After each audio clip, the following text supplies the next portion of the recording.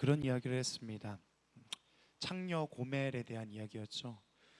하나님께서는 호세아를 통하여서 고멜을 아내로 취하라는 명령을 하셨고, 호세아는 가장 음란한 여자를 자기 아내로 맞이합니다.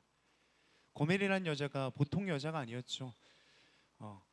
호세아에게 계속되는 배신, 심지어 그랬죠. 자기가 낳은 세 아이 중 두 아이는 다른 남자를 통해서 얻은 여자 아이들이었죠. 심지어 이 여자는 또 집을 나가서 자기 다른 남자의 노예가 된 상황이 호세아와 고멜의 관계였습니다. 그때 하나님께서는 호세아에게 어떻게 명령하시죠? 가서 그 음란한 여자를 사랑하라고 말씀하십니다. 호세아는 어떻게 합니까? 이 여자를 사랑하기 위해서, 노예가 된 이 여자를 사기 위해 자기 집에 있는 전 재산을 가지고 이 주인에게 찾아가서 이 여자를 다시 찾아오게 되죠. 그리고 하나님께서는 호세아에게 이렇게 말씀하십니다. 이것이 음란한 이스라엘을 사랑하는 나의 마음이다. 그것을 이 호세아와 고멜을 통하여서 나타내길 원하셨습니다. 호세아는 한 가지를 깨닫게 됩니다. 고멜이라는 여자는 어떤 다른 사람이 아니라, 어떤 다른 특정한 한 인물이 아니라 하나님의 마음을, 끊임없이 자기의 전부를 주는 이 하나님의 마음을 알면서도 모른 채 하는 이스라엘이며, 때로는 우리가 그러한 고멜이다라고 지난주 말씀을 드렸습니다. 지난주에 이어서 우리가 이번 주는요, 계속해서 우리 공동체 세 가지 핵심 가치 중 두 번째, 믿는 것, 빌리브에 대해서 우리가 좀 나눠보고자 합니다. 지난주는 비러브였고요, 우리 이번 주에는 빌리브였고, 다음 주는 비헤이브에 대해서 나누고자 합니다. 우리는 무엇을 믿는가? 오늘 함께 말씀을 좀 보고자 합니다. 우리가 오늘 읽은 말씀 요한복음은요, 좀 특별한 책입니다. 예수의 이야기를 담고 있는 마태, 마가, 누가 복음은 공간복음이라고 부릅니다. 공간복음은 시간적 배열로서 나뉘어져 있습니다. 예수의 탄생과 그리고 그의 십자가와 그리고 그 부활의 순서로서 순차적으로 이루어져 있어요. 그런데 마찬가지로 오늘 읽은 요한복음이라는 성경도 예수에 대한 이야기를 하고 있지만요, 다른 복음서와는 다르게 시간적 배열의 순서로 이루어져 있지가 않습니다. 그 이유는요, 요한복음만이 가지고 있는 한 가지 목적 때문이었습니다. 그것이 오늘 요한복음 20장 31절 말씀 가운데 나타나 있는데요, 우리 같이 한번 읽어볼까요? 읽겠습니다. 오직 이것을 기록함은 너희로 예수께서 하나님의 아들 그리스도이심을 믿게 하려 함이요, 또 너희로 믿고 그 아들을 힘입어 생명을 얻게 하려 함이니라. 1세기 당시에, 그러니까 예수가 계셨던, 그리고 예수께서 부활하시고 승천하셨던 그 당시, 요한이라는 사도는요, 그들의 성도들에게 신앙에 잘못된 어떤 믿음의 문제가 있었다고 보았던 것 같습니다. 보세요, 하나님의 아들 그리스도이심을 믿게 하려 함이라. 그들의 어떤 믿음에 대한 문제이죠. 그로 인하여서 그들 안에 생명의 빛이 문제가 생겨서 꺼져가고 있는 상황이었습니다. 그래서 요한은요, 그들로 하여금 바른 믿음이 무엇인지 그것을 가르쳐줘서 다시금 생명을 얻게 하는 것이 이 책이 쓰여진 목적이라고 요한은 설명하고 있습니다. 그래서 시간적 배열 순서가 아니라 사건적입니다. 목적에 따라서. 그래서 요한복음은 순차적이라 아니라 사건적 목적을 가지고 이루어져 있습니다. 오늘 이 요한복음을 통하여서 우리 가운데 주어진 믿음과 은혜가 무엇인지 함께 좀 나눠보고자 합니다. 우리가 읽은 본문에서요, 이날은요 수장전이라고 하는 날이었습니다. 수장절은요, 우리로 한다면 추석과 같은 명절입니다. 이날에는 유대인들은 다 예배드리러 성전에 올라가야 합니다. 예수님께서도요, 예루살렘 성전으로 올라가고 계셨어요. 예루살렘의 도시의 북동쪽 부분에 보면은 양문이라 하는 문이 있습니다. 여러 가지 그 성에 보면은 여러 문이 있지만 특별히 양문이라 하는 그 문으로 향하고 계셨습니다. 그 문 근처에는 연못이 두 가지가 있었는데, 첫 번째는 그 중에 한 가지가 오늘 읽었던 베데스다라는 연못이었어요. 다른 연못과 달리 이 베데스다 주변에는요, 많은 사람들이 그 주변을 둘러싸고 있었습니다. 거기에 막 텐트 같은 것들을 치고요, 거기서 살고 있었어요. 근데 그 사람들 대부분요 그냥 보통 평범한 사람이 아니라 대부분 앞을 보지 못하거나 다리를 절거나 혈기가 말랐거나 오늘 본문의 주인공처럼 제대로 몸을 가누지 못해 일어나지도 못하는 그런 중증 환자들이 그 가운데 머무르고 있었던 것이었습니다. 거기에 병자들이 모여 있었던 이유는요, 이 베데스가 가지고 있던 한 가지 믿음, 베데스다에 대한 어떤 믿음 때문에 이들이 거기에 머물러 있었는데, 그게 오늘 3절과 4절 가운데 나타납니다. 우리 같이 한번 3절 4절 말씀 한번 읽어보도록 하겠습니다. 그 안에 많은 병자, 맹인, 다리 저는 사람,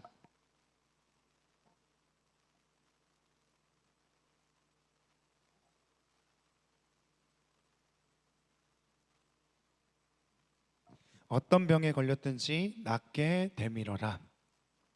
이런 믿음을 가졌어요. 어떤 믿음입니까? 가끔 베데스다에요 연못이 보글보글할 때가 있어요. 사람들은 그것을 천사가 그것을 움직이게 한다, 동하게 한다라고 믿었습니다. 그리고 그때 가장 먼저 그 연못에 들어가는 사람은 어떤 병이든 나을 것이다라는 믿음이 그들 가운데 있었습니다. 그래서 환자들이 거기 명절임에도 불구하고 집에도 안 가고 거기 머물러 있는 거죠. 근데 정말로 병이 나았을까요? 오늘 5장 3절과 4절 말씀을 보면요, 여러분 성경에 좀 특이한 어떤 모습이 있어요. 뭐냐면요, 꺽쇠가 돼 있거든요. 어디서부터 하면 3절에 보면 혈기 마른 사람들이 누워 하고 여기 꺽쇠로 되어 있습니다. 물의 움직임을 기다리니 계속 꺽쇠가 이어집니다. 이는 천사가 가끔 못에 내려와, 이렇게 되어 있습니다.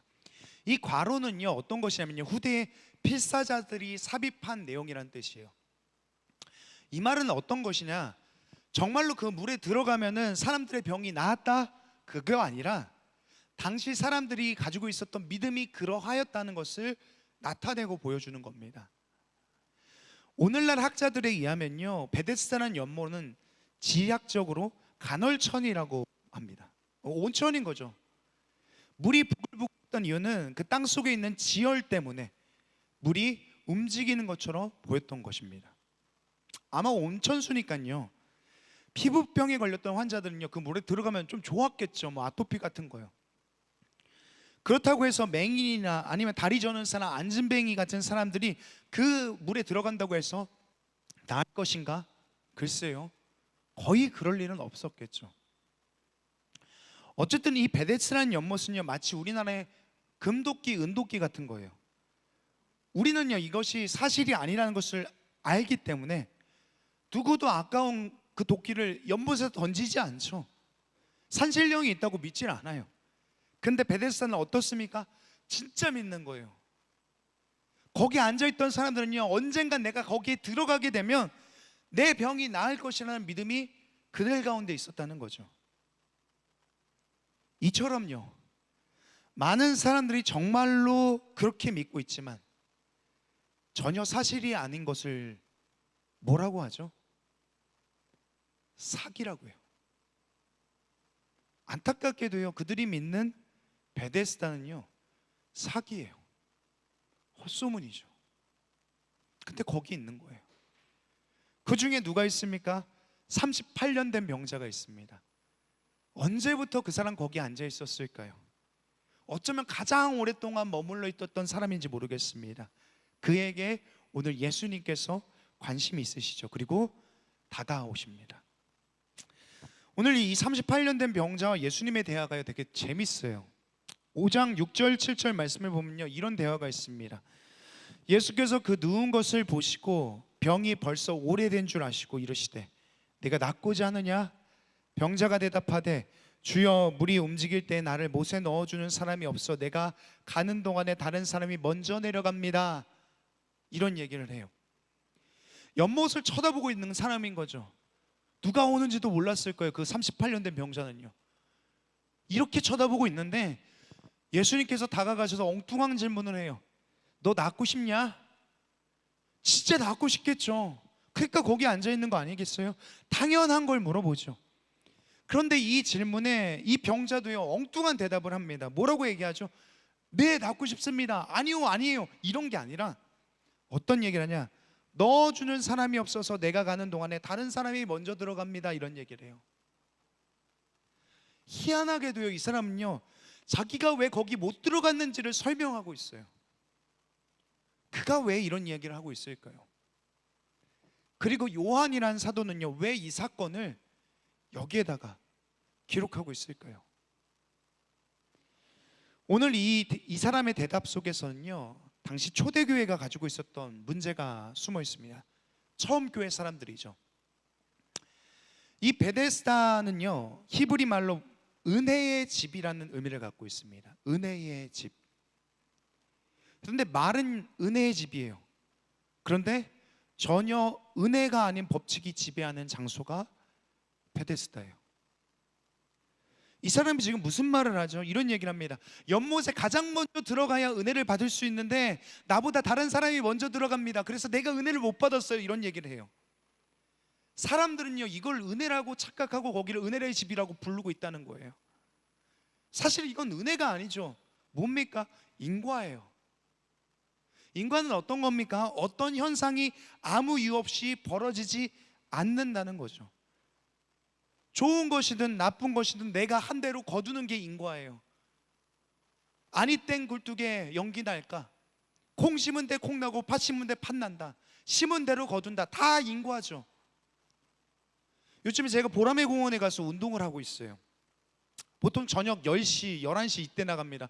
소준이 재워놓고 나가야 되거든요. 그 깜깜한 밤에 가도요, 달밤인데 정말로 많은 사람들이 운동을 해요. 공원에 가면요, 거기 중앙에 보면 트랙이 있습니다. 600m 정도 되는 트랙이거든요. 처음에 제가 이걸 운동하기 시작했을 때 한 2달 정도 됐습니다. 한 바퀴도 못 뛰었어요. 그냥 걸었어요. 빨리 걷기 했습니다. 빨리 걷기 했는데 2달 지났어요. 요즘에는요, 거의 매일 갔거든요. 한 일주일에 한 4, 5일 정도 나갔습니다. 요즘에 이런 생각을 해요. 마라톤 선수를 한번 해볼까? 이런 생각을 해요. 되게 자신감 있죠. 얘. 뭔가 될 것 같은데, 더 뛸 수 있을 것 같은데, 한 바퀴도 못 뛰었는데 막 컨디션이 좋으면 한 10바퀴도 뛸 것 같아요. 거기 운동하는 사람들은요, 모두 다 이런 믿음을 가지고 있죠. 계속해서 노력하면 자기에게 좋은 결과가 있으리라는 믿음이요. 인과에 대한 믿음이죠. 그래서 열심히 운동하고요, 열심히 체력 단련하고요, 뭔가를 위해서 애쓰고 있죠. 저는 그래서 인과가 나쁘다는 얘기가 아닙니다. 우리 모두 열심히 살아야 되고요, 최선을 다해야 돼요. 운동도 하고 공부도 하고 자기 개발도 해야 됩니다. 좋은 것을 신고 거둬야 되죠. 이 세상은요, 인과의 법칙을 따라가요. 그리고 대부분, 그리고 여기 앉는 청년들도요, 이 인과의 법칙을 여러분 믿을 거예요. 세상은 그러니까요. 그걸로 돌아가니까요. 그런데 우리 신앙은 어떻습니까? 특히 우리의 믿음은요, 인과가 아니라 은혜가 작용해요. 당시 초대교회의 문제는요, 이 은혜의 영역 속에서 인과가 들어온 것이 문제가 돼요. 은혜라는 것이 무엇입니까? 오늘 이 초대교회, 처음 교회 사람들은요, 예수 그리스도의 십자가 사건을 보았고 믿었던 사람들입니다. 그것이 무엇인지를 정확히 알았어요. 생생하게 경험했습니다. 그 십자가는 그들에게 무엇이었습니까? 하나님이, 우리가 범접할 수 없는 그분이 인간에게 베풀어준 자비입니다. 은혜입니다. 왜 나를 위해서 죽었는지 이해되지 않을 사건이었습니다. 그럼에도 불구하고 이 은혜를 경험한 초대교회 사람들은요, 어떤 믿음을 갖고 있어요?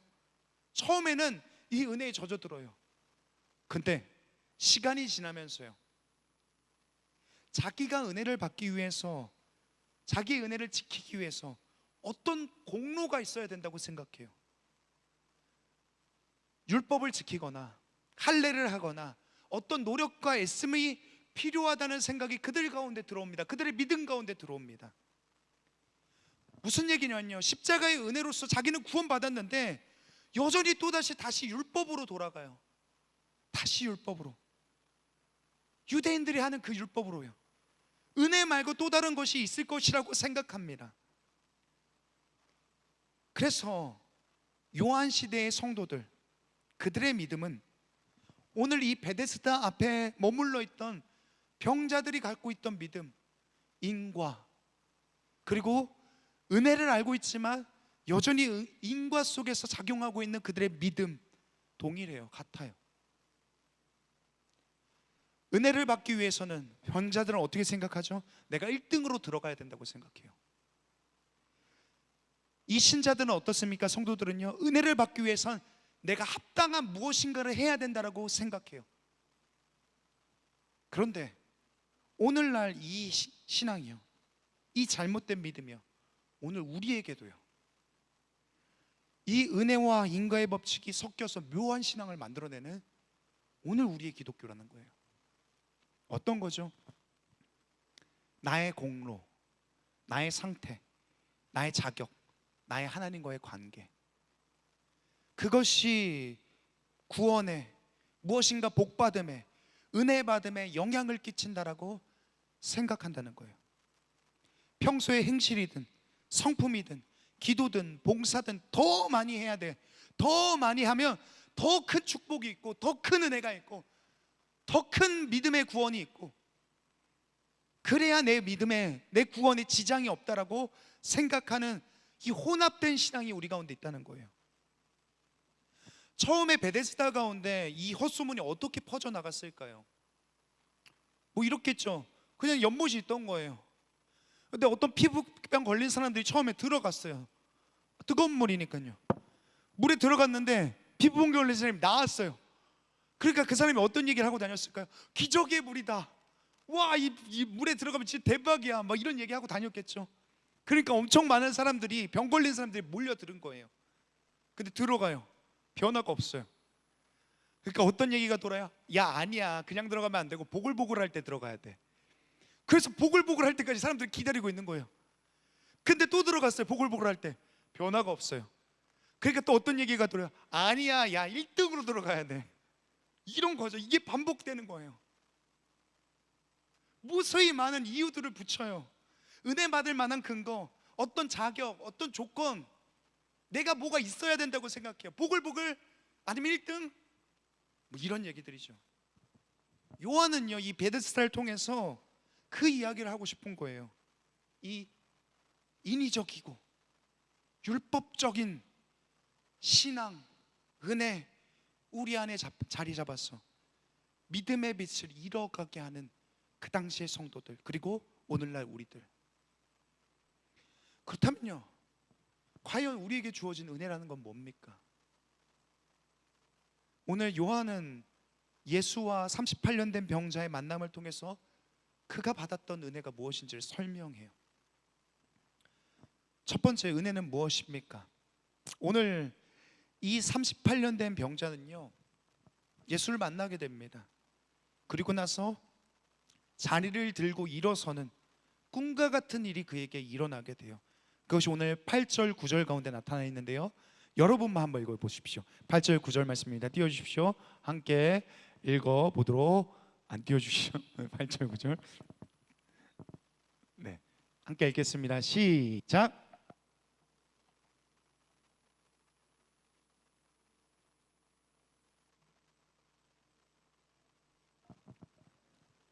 네, 감사합니다. 제가 목이 아파가지고. 저는 이 본문을, 이 5장 8절 9절 말씀을요, 제가 청년 시절 때 읽었습니다. 이 본문을 읽고 이런 생각을 했어요. 대체 왜 예수님께서 이 사람 고쳐주셨지?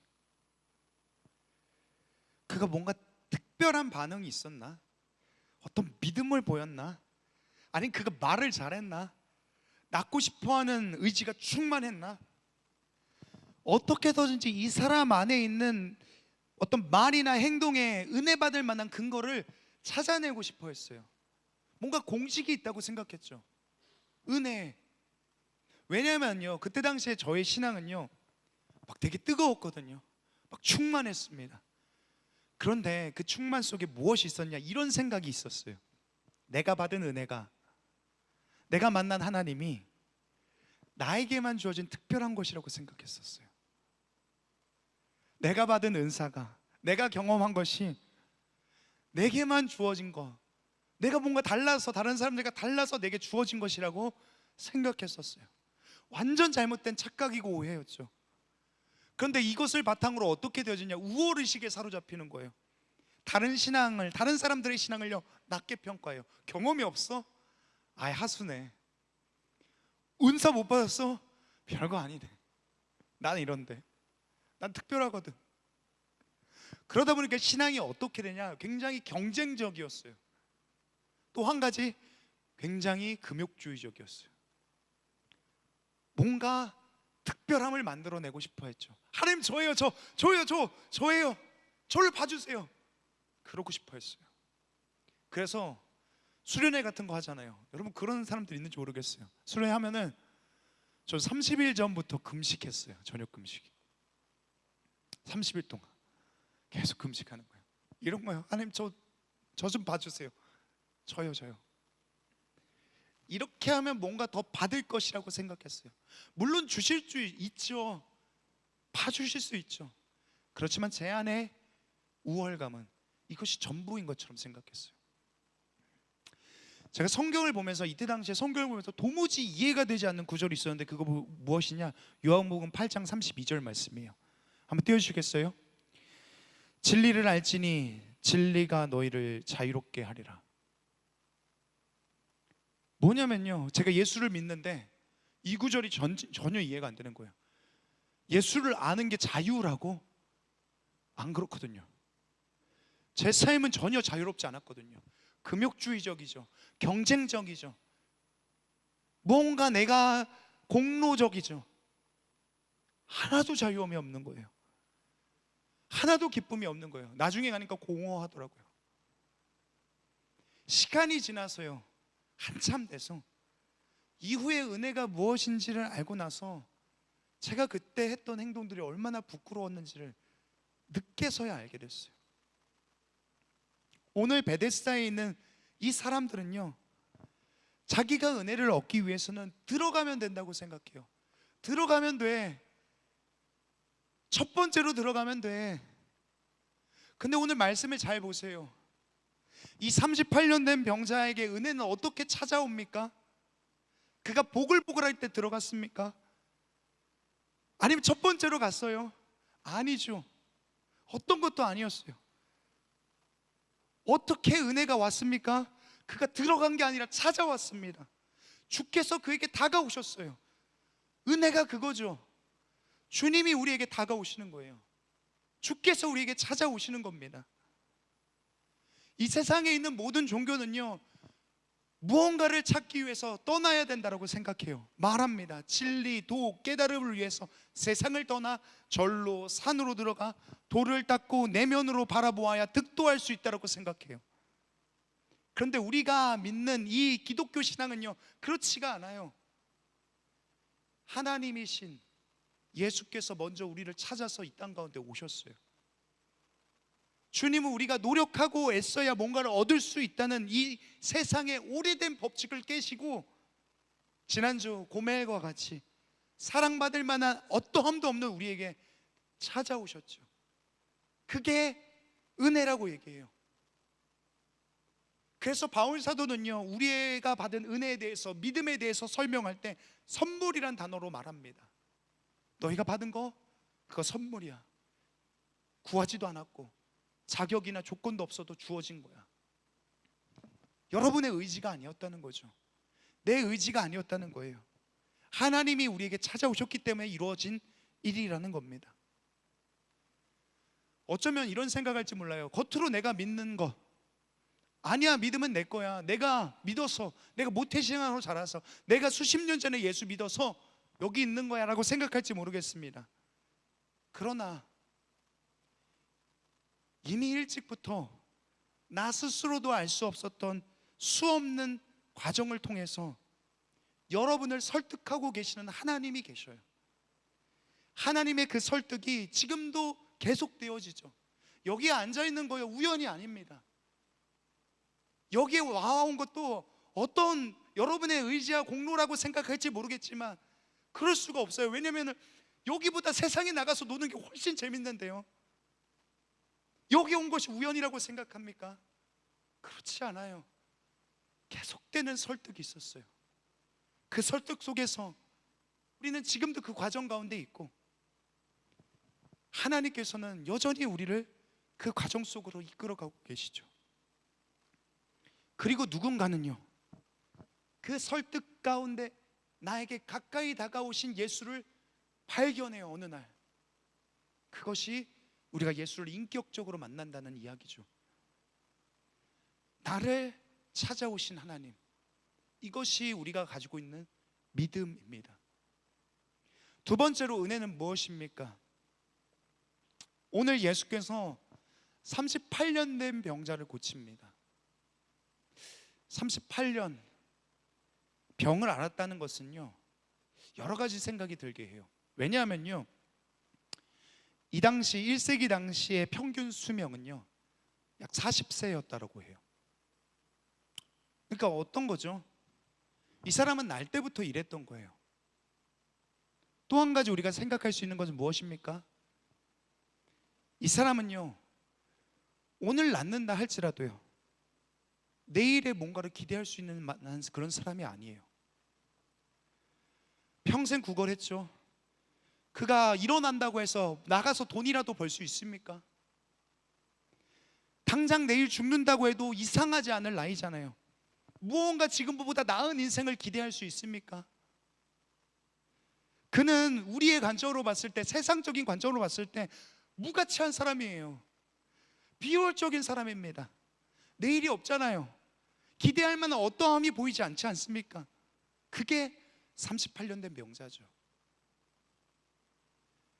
저라면 내가 예수였다면 정말 당신의 사역이 중요하다면 전 그랬을 거예요. 더 젊고 더 아름답고 더 유능하고 도움이 될 만한 사람을 변화시키고 일으키셨겠죠. 너 내 제자해라. 그래서 뭐 해요?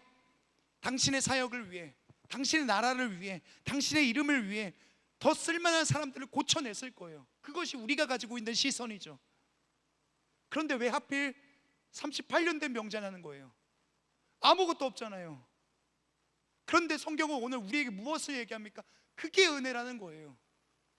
이 세상의 법칙과 관점과는 전혀 다른 거예요.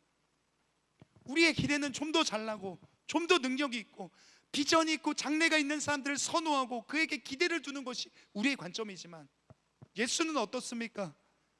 아무 소망이 없고 지금 당장 일어나도 무엇도 기대할 수 없는 그에게 다가가서 이해할 수 없는 사랑을 베풀어 주시죠. 그게 하나님의 마음이라는 거죠. 오늘 이 38년 된 병자, 그의 소망이 무엇이었을까요? 흔히 그렇게 생각하죠. 일어나는 거죠, 당연히. 근데 그가 했던 대답을 잘 생각해 보세요. 낫고 싶냐? 그는 낫고 싶다라고 말하지 않아요. 이 낫고 싶냐라는 질문에 그는 이렇게 얘기합니다. 넣어줄 사람이 없어 다른 사람이 먼저 내려간다라고 얘기를 해요. 무슨 말이냐면요, 그가 처음엔 병이 낫고 싶어서 거기에 있었지만 언젠가부터 그의 열망은 낫는 데 있는 게 아니라 남들보다 먼저 내려가는 걸로 바뀌어져 있어요. 진짜 원하는 건 낫는 건데 그게 잊혀졌어요. 그냥 내려가야 된다라고 생각해요. 물에 먼저 내려가는 것만이 자기의 궁극적인 문제를 해결할 수 있을 거라고 생각합니다. 그래서 남들이 먼저 내려가는 거, 그리고 자기를 데려다 줄 사람이 없다는 것이 자기 인생의 최대 문제가 됐어요. 진짜 문제는 뭐예요? 못 일어난다는 거죠. 생명이 없다는 겁니다. 근데 데려다 줄 사람이 없다는 게 문제예요, 이런 얘기를 하고 있는 거죠. 근데 이 사람만 문제입니까? 우리는 어때요? 우리의 문제는요, 진짜 문제는 생각하지 않아요. 그죠? 내게 좋은 학벌이 없는 거, 그렇게 돈이 많지 않은 거, 다른 사람이 가지고 있는 것을 갖지 못한 거, 뭐 이런 것들이 우리가 생각하는 문제고 또 우리의 열망이죠. 진짜 본질적인 문제에 대해서는 생각하지 않아요. 그저 남들보다 먼저 물에 들어가는 것만이 인생의 궁극적 목적이 되어져 있어요. 여기 말고 세상에 가봐요. 얼마나 많은 청년들이 그것 때문에 고민하고 고통받고 그 보글보글하기를 기다리고 있습니까? 1등으로 돌아가는 것이 자기 인생의 목적이 있는 사람이 얼마나 많이 있습니까? 그것이 전부인 것처럼 살아가죠. 저 역시도 마찬가지예요. 만일 내게 예수가 없었다면 오늘 이 38년 된 사람의 열망과 그렇게 다르지 않았을 겁니다. 그저 평생을 베데스다 앞에 앉아서 오늘 동할까 내일 동할까 그냥 기다리고 있는 거죠. 보글보글하기를요. 누가 나를 들어서 데려다 주지 않을까, 이루어지지 않을 그 헛된 것에 마음을 두고 살았겠죠. 그런데 오늘 주께서는 그런 이에게, 소망 없는 이에게 찾아가서 그의 인생을 바꾸어 가십니다. 여기 있는 누군가는 동의하지 않겠지만요, 이 38년 된 병자는요 어떤 다른 사람의 이야기가 아니에요. 저와 여러분의 이야기죠. 성경은 그런 얘기를 합니다. 계속해서 이런 얘기를 해요. 가장 소망 없는 자가 누구였는가? 가장 기대를 찾아볼 수 없는 사람이 누구였는가? 심지어 이미 죽었고 영원한 형벌이 예정된 사람이 누구였는가? 우리였다라고 말해요. 38년 된 병자보다 더 끔찍하고 더 불행한 운명이 앞으로 우리를 예정하고 있었죠. 그렇지만 예수로 인하여서 우리는 새로운 소망을 얻게 되고 베데스다 같은 것에 우리의 마음을 두지 않고 다른 것을 바라볼 수 아는 믿음과 신앙을 갖게 된 것이 우리의 믿음이죠. 우리의 믿음은 그래서 여기에 있어요.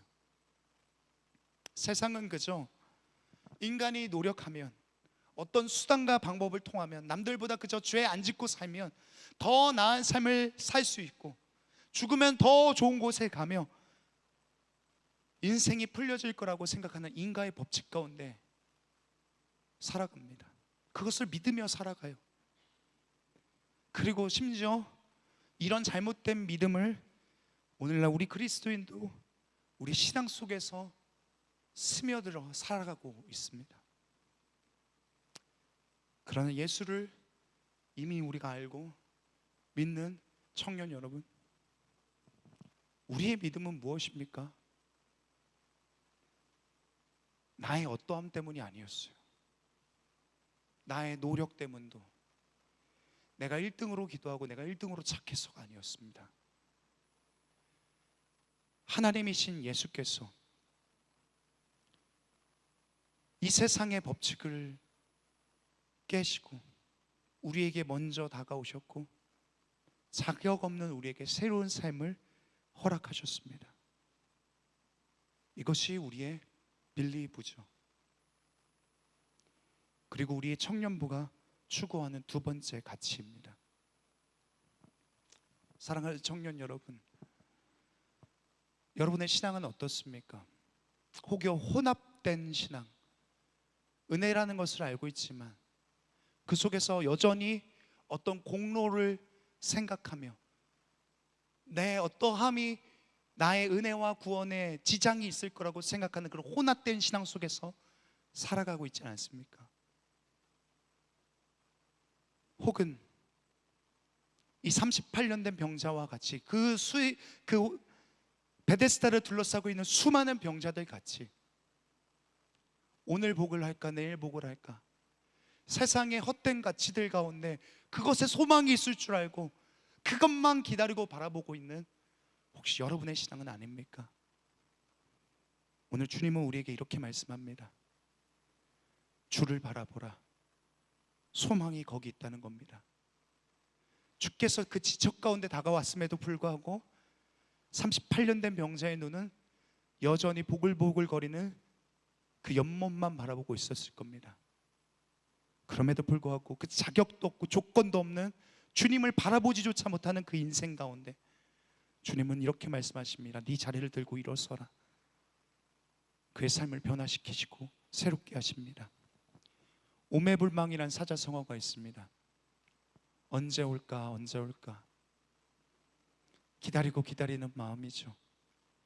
이루어지지 않을 것 같은 헛된 것들에 우리의 소망과 우리의 마음을 두고 그 앞에서 서성거리지 마시고 우리 가운데 가까이 다가오시는 그 주님, 그분께 그분의 은혜를 구하며 그 은혜 가운데 나아가는 사랑하는 청년들과 제가 되길 간절히 축원합니다. 이 시간 우리 함께 찬양하고 우리 기도하겠습니다.